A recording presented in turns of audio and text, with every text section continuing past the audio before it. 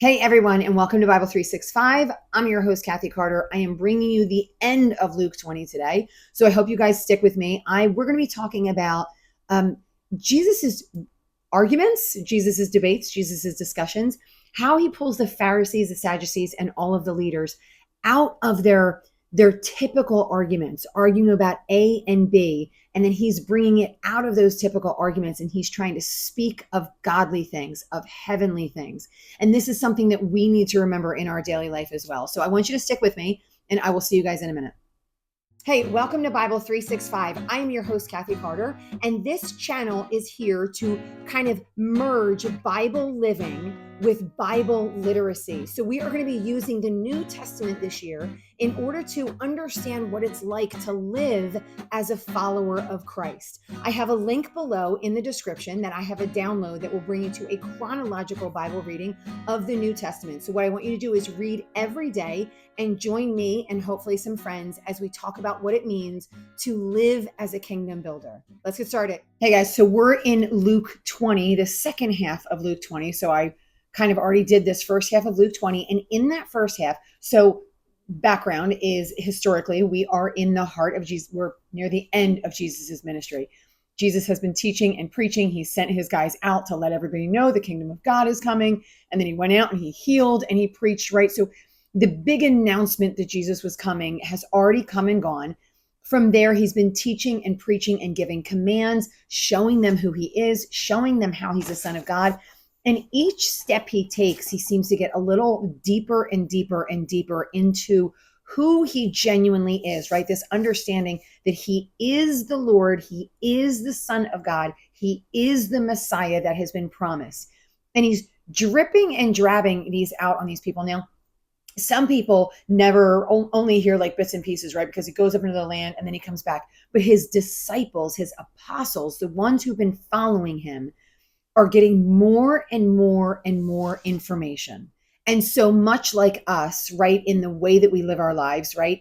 When we go to church every Sunday and we hear a message from the person on the stage, when we read our Bibles, when we're in prayer, we should be getting in deeper understanding of who the Lord is. And then that sets sort of like our example for how we live in the world. And this is kind of the things that they're doing. So he's letting them know all the while who he is. The Pharisees are now coming along. So this is kind of like a really interesting chapter, the whole chapter. The Pharisees, the leaders, so not just the Pharisees, scribes, lawyers, Sadducees, leaders of the council, Sanhedrin, chief priests, the whole nine yards. They're all like, Jesus is butting up against everything that they hold dear. They have this steady, tenuous relationship with Rome where it's like, we get to sort of live in the way that we want to live. Yeah, we're not the top people on deck, but they kind of leave us alone. We get to govern ourselves. And so we really don't want to mess with that too much. Jesus comes in and he's messing with it. And they want him to stop messing with it. We have lived this way. This is what we understand. This is what we know. Very few people get hurt. I was going to say nobody gets hurt, but that's just not a reality, right? Very few people get hurt, but we've kind of learned to live with it, right? Sometimes it's, and we use this expression, it's the devil you know is better than the devil you don't know. And that's sort of how they were living. They were living with like, this is how it is now. Don't rock the boat. And he comes in and he is shaking it as hard as possible. So he's not like just doing this mild rock. It's like, you know, the deck is overturning. There's water splashing everywhere. He's really messing with everybody. And so the last parable we just saw was where, so they asked by whose authority do you do these things? And he was essentially through parable, not through directly answering, but through parable, he was letting them know that I am my Father's son. My Father is the Lord. He sent me here. I am the owner of all that is. You guys think you're something bigger than me, but the reality is you guys are my vine growers. You guys are the ones that I love. You guys are the ones that I come to. You are my top guys, right? Like you're the vine growers. You're not the slave that's picking the grape. But that's not good enough for you. And you're trying to kill me. And so you need to be put in your place. The Pharisees understood that and they are balking. Now they're frustrated. And it says now in this next section, we're starting in Luke 20, verse 19. And it said the scribes and the chief priests tried to lay hands on him in that very hour. So we saw not too long ago, they were a little bit nervous. Like, we don't really want to say anything because the people love him. And there are thousands of people that are sort of surrounding him and listening to him. But now we got to do something.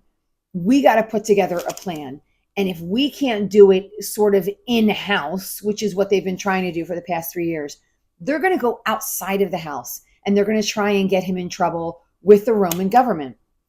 So it says, they watched him and they sent spies who pretended to be righteous in order that they might catch him in some statement so that they could deliver him to the rule and authority of the governor. So now they're like, now we got to take this higher.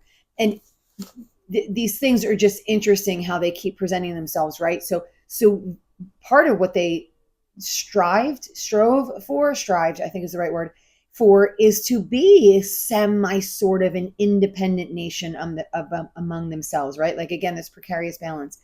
But they're like, we can't handle him, so we got to get in the big dogs and we got to get them to be able to handle him. Like, if we try and handle him, our people are going to hate us, and then ultimately that could cause a bigger problem. So we got to get the Roman government, who everybody hates already. The Israelites hate the Roman government because they have power over us. And so we got to get them to destroy one of our people. So then we don't look like the bad guy. They look like the bad guy, but then they've also taken out the guy that we think is the bad guy. Another expression, the enemy of my enemy is my friend. So like, let's make peace with you just a little bit over here in order for you to destroy that thing that is taking power away from me. And then we can hate each other after that. And this is kind of what, as human nature, we do all the time. Not right, but something that we do. And so this is what we see the Israelites doing. They're not turning to God. They're turning towards essentially their oppressors, and they're trying to get their oppressors to take care of Jesus. So now, this is what I find really, really fascinating. And I think to myself, how do I emulate this? And I don't know if it's necessarily in me to emulate this, but this is what I want to do. And I think it's important in real life. So it says they question him. So they ask him a couple of questions. They're trying to get him to spill, to break, so Rome can come in and take over. And so one of the things they try and get him to spill on is the government. So they question him and saying, "Teacher, we know that you speak and teach correctly, and you are not partial to any, but teach the way of God in truth." And now we know that these are spies because they're told. So we know the things that they are saying, they actually don't genuinely believe. They are truth. So the fact that it's written in here, it actually is true, but those who are saying it don't believe it's true.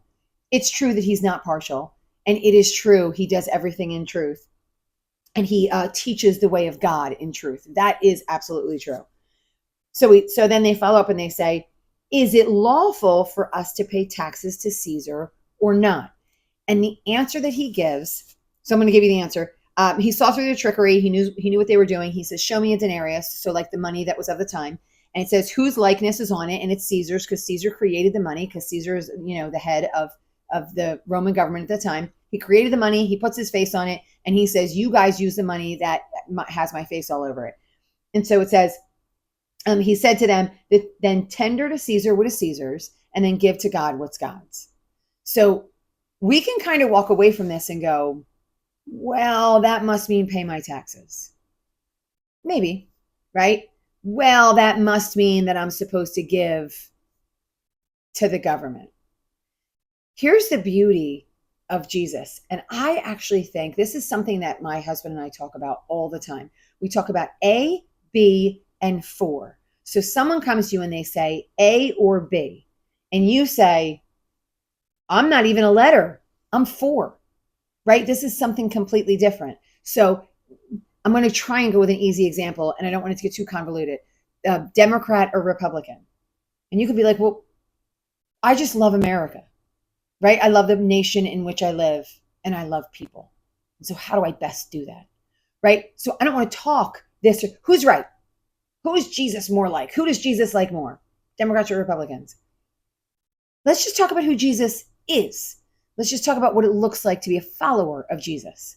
And let's put aside our political views for our, I want to say tiny nation, but we're kind of a big nation. So for our nation. Okay, so it's an AB4 argument. This is what Jesus does. Jesus doesn't directly answer their question. He doesn't say, oh, you should pay taxes to Caesar. Oh, you should not pay taxes to Caesar.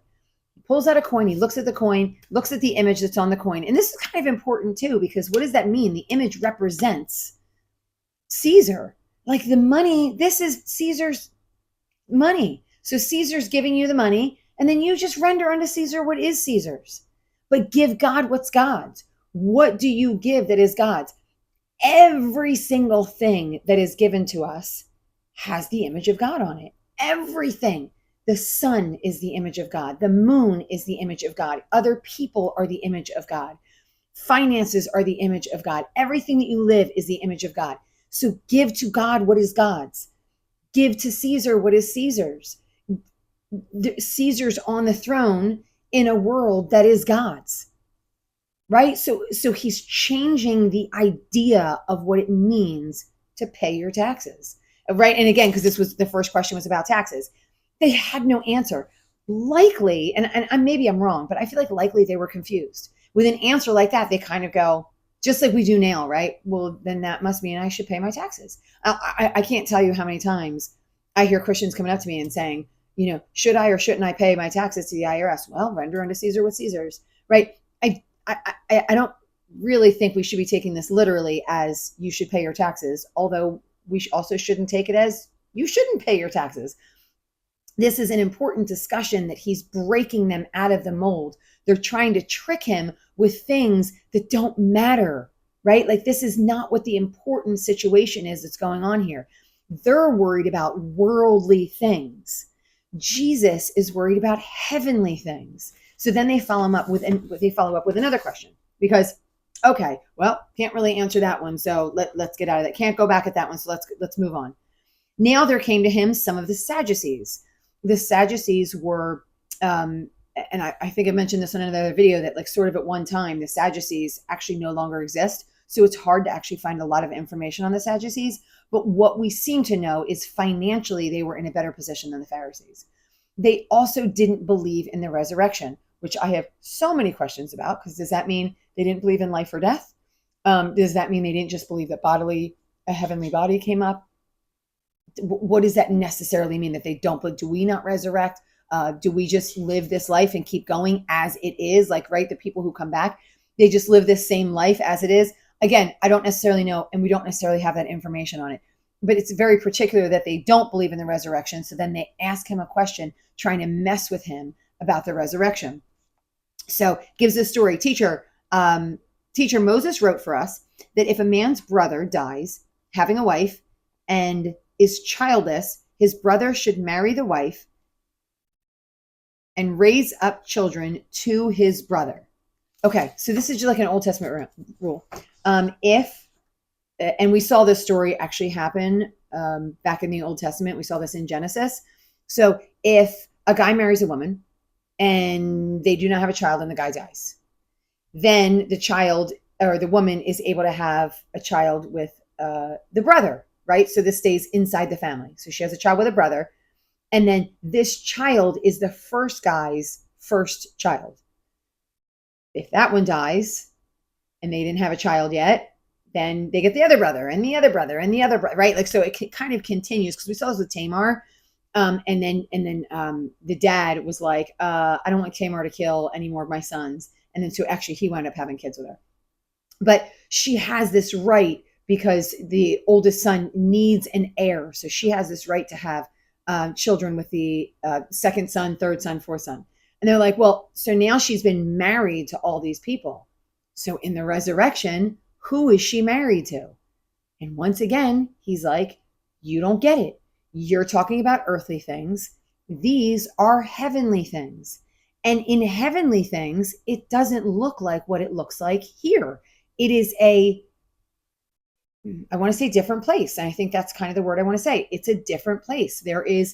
We're likely, according to what Jesus is saying, we're not going to be married to each other. We're not going to be procreating. We're not going to be making new believers. It's going to be something different. So here's what it says. Jesus said to them, the sons of this age marry and are given in marriage, But those who are considered worthy to attain to that age and the resurrection from the dead neither marry nor are given in marriage because they cannot die anymore. So you're not given in marriage because you cannot die anymore. Once there's one death and then that's it, right? And then your death or life. And then you're there forever. And so you do not join in a union because there is no death anymore. This is the last time you're here on the earth.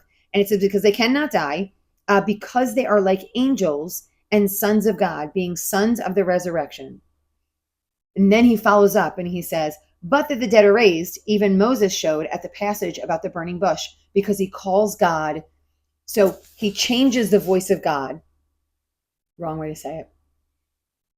He lets it be clear. God says, I am the God of these people, and these people were already dead in body. So we know that there will be a resurrection because he is the God of Abraham.